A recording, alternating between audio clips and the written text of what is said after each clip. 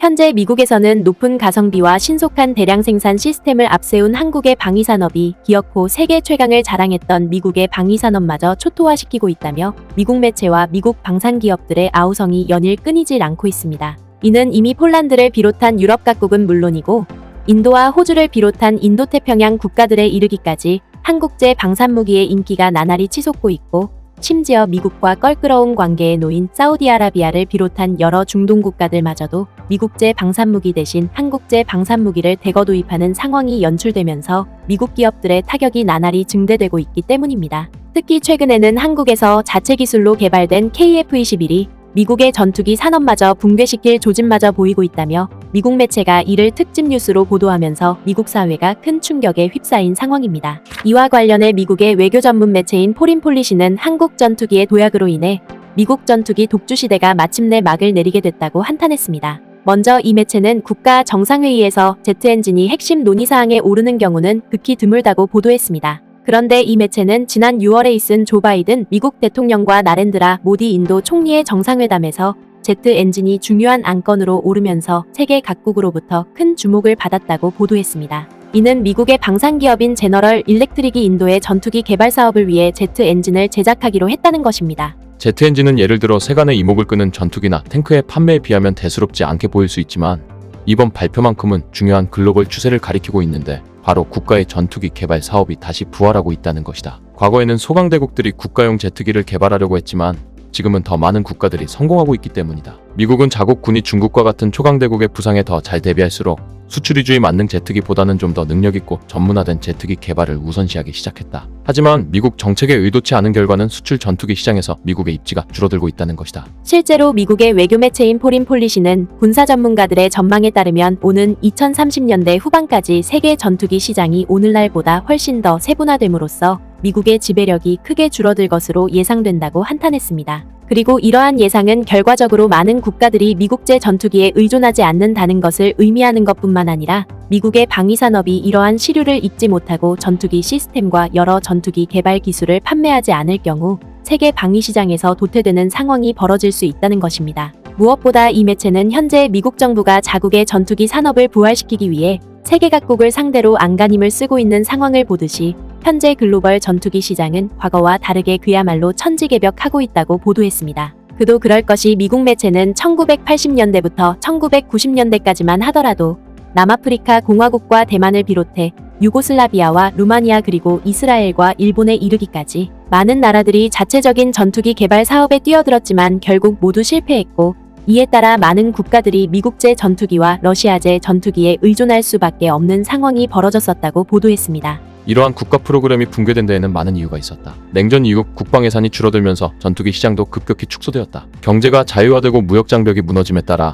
각국의 전투기 산업 정책은 유행에 뒤떨어졌다. 실제로 이 매체는 일본의 사례만 하더라도 1990년대에 미쓰비시가 자체적으로 F2 전투기를 개발하겠다며 수십억 달러에 달하는 막대한 자금을 썼음에도 불구하고 미국 정부가 기술 이전에 미온적인 태도로 일관하게 되면서 결국 대량 양산에 실패했다고 지적했습니다. 그러면서 이 매체는 일본 사례처럼 당시의 시대적 분위기로 인해 세계 각국은 전투기 개발 사업을 주저했고 이에 따라 미국제 전투기는 전 세계 곳곳에서 불티나게 팔려나갔다고 보도했습니다. 특히 이 매체는 1991년과 1995년에 판매된 1667대의 전투기 중에서 무려 1324대가 미국제 전투기였고 그 중에서 로키드 마틴사가 제작한 F-16은 세계 각국에서 공전의 히트를 치면서 글로벌 전투기 시장을 재빨리 장악했다고 보도했습니다. 그리고 이 매체는 2015년에 미국에서 개발된 F-35 역시도 노르웨이와 한국을 비롯해 20개국 이상에서 판매될 만큼 세계적으로 큰 각광을 받아왔다고 보도했습니다. 하지만 미국 매체는 미국제 전투기가 누렸던 세계적 인기는 여기까지가 한계였다고 지적했습니다. 바로 한국과 튀르키예 같은 미국의 전통적인 우방국가들이 신냉전에 대응하기 위한 차세대 전투기를 성공적으로 개발함으로써 세계 각국의 시선이 이들 국가로 향하기 시작했기 때문입니다. 특히 이 매체는 그 중에서 한국의 도약이 가장 위협적이라고 보도했습니다. 냉전 이후 새로운 항공기 개발을 시작한 유일한 전투기 생산국인 한국은 KF-21 보라매로 이러한 추세를 실제로 시작한 국가이다. 전투기뿐만이 아니다. 이 중견국은 미사일 프로그램과 우주 시스템을 비롯해 군수품 생산 및 지속 능력을 강화할 계획이다. 무엇보다 미국의 외교 매체인 포린폴리시는 한국의 방위산업이 이처럼 일사천리로 일대 도약을 거듭하고 있는 이유는 그만큼 한국의 방산무기가 미국보다 높은 가성비를 자랑하고 있을 뿐만 아니라 아시아와 유럽에서 신냉전이 격화되면서 신속 정확한 생산 시스템을 갖춘 한국제 방산무기가 큰 인기를 끌고 있기 때문이라고 보도했습니다. 아시아와 동유럽에서 긴장이 고조됨에 따라 국방 예산이 급증했다. 한편 신흥 생산국에서는 더 많은 엔지니어와 기술 인력을 교육하고 있다. 이와는 대조적으로 기존의 레거시 생산국들은 인건비 상승과 기술 인력 부족에 대처하느라 애를 먹고 있다. 하지만 우크라이나 전쟁은 국가 전투기 트렌드를 압도하고 있다. 전 세계적으로 방위산업 역량이 훨씬 더 필요하다는 공감대가 커지고 있다. 지난 30년간 방위산업 계획을 가속화하는데 시간을 보낸 유일한 국가인 한국은 튀르키예와 노르웨이를 비롯해 인도네시아 등 많은 국가들로부터 수백 대의 탱크와 자주포에 더해 전투기 등을 수주했는데 가장 최근에는 폴란드로부터 48대의 FA-50 경전투기를 수주받았다. 또한 이 매체는 현재 한국이 성공적으로 개발한 KF-21을 두고서도 세계 각국의 관심이 폭발적으로 늘어나고 있고 특히 그 중에서 폴란드와 필리핀이 KF-21 도입 사업에 국가적인 사활을 걸고 있다고 보도했습니다. 심지어 미국 매체는 한국과 함께 새로운 전투기 시스템을 개발하려는 국가마저 등장하고 있는데 특히 그 중에서 이탈리아의 행보가 가장 눈에 띈다고 보도했습니다. 지금까지 미국이 주저하는 동안 유럽 기업들은 차세대 전투기가 중요한 기회임을 인식하고 이러한 전투기에 맞는 시스템과 기술을 개발하고 있다. 예를 들어 이탈리아 방산회사인 레오나르도는 최근 한국의 하나와 협력해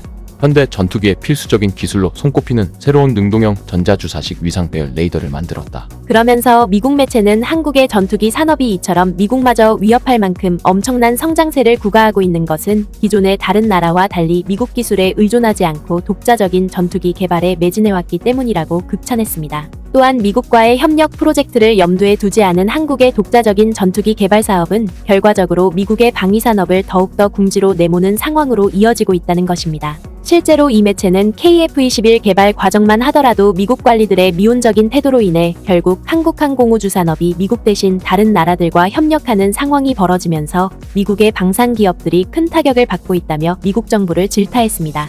규제 수준에서 미국 관리들은 무기 수출 지침과 규제 체계에 대한 변화를 가속화할 필요가 있다. 레이더와 기타 센서를 비롯해 전자전과 같은 부품 판매를 최우선 순위에 두어야 한다. 외국 군대에 대한 판매 절차를 간소화하려는 미국 국방부의 최근 노력은 옳은 방향으로 가는 첫걸음이다. 관리들은 또한 미국 정부가 중요한 계약들을 놓치지 않도록 국방체계 수출을 더 빨리 승인하도록 노력해야 한다. 한국의 KF-21 보라매에 대한 미국 관리들의 기술 이전 승인이 느린 탓에 그 전투기는 대부분 유럽 미사일과 유럽 및 이스라엘의 기술이 장착되어 있다. KF-21의 유일한 미국의 주요 시스템은 제너럴 일렉트릭사의 F414 엔진이다. 따라서 미국 매체는 한국의 빼앗긴 주도권을 다시 되찾아오기 위해서는 미국의 방산기업들이 국제협력을 강화하고 생산률을 높이기 위한 방안을 적극적으로 강구해야 한다고 촉구했습니다. 결국 미국 매체의 이러한 보도는 제 아무리 세계 인류라 하더라도 동반 성장과 기술 혁신을 외면한다면 하루아침에 쇠락의 길을 걷게 될 뿐더러 이를 만회하는데 더 큰 손실을 감수할 수밖에 없다는 사실을 매우 잘 입증해주고 있습니다. 구네스북 영상을 재미있게 보셨다면 구독과 알림 설정 부탁드리겠습니다.